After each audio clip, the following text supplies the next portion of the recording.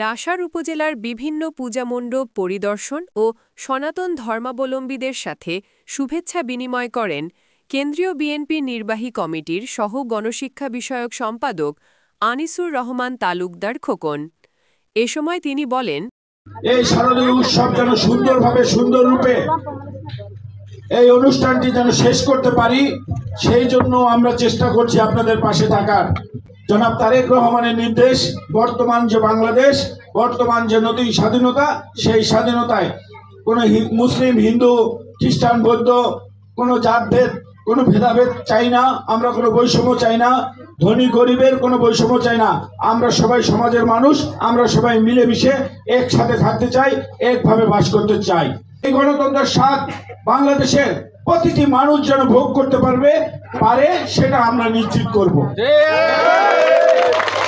আমরা আগামী দিনে যে নির্বাচন আসবে, সেই নির্বাচনে মানুষের পাশে থেকে, মানুষের ভালোবাসায়, মানুষের দয়ায়, আপনাদের দয়ায় আমরা যদি আপনাদের সাপোর্ট পাই, আপনারা যদি ধানের শীষে ভোট দেন, তাহলেই আমরা নির্বাচিত হতে পারবো। আমরা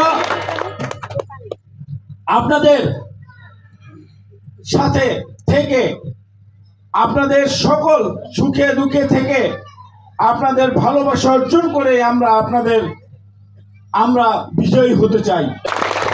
আপনাদের পাশে থাকতে পারলেই তখন এই উন্নয়নের ছোঁয়া এখানে লাগবে। কারণ আপনারা যদি আমাদের না ডাকেন, আপনারা যদি আপনাদের পাশে আমাদের থাকার জায়গা না করেন, তাহলে আসলে আপনাদের কষ্ট কিন্তু আমরা বুঝবো না। আমি যতগুলো কীর্তন হয়েছে এ যাবৎকালে এই নির্বাচনী আসনে সব জায়গায় দাওয়াত পেলে আমি যাওয়ার চেষ্টা করেছি, আপনারাও দাওয়াত দিয়েছিলেন। আমরা আসব, অবশ্যই আসব, আপনাদের পাশে থাকব। আপনার এই মন্দিরের উন্নয়নের আমরাও ভাগিদার হব।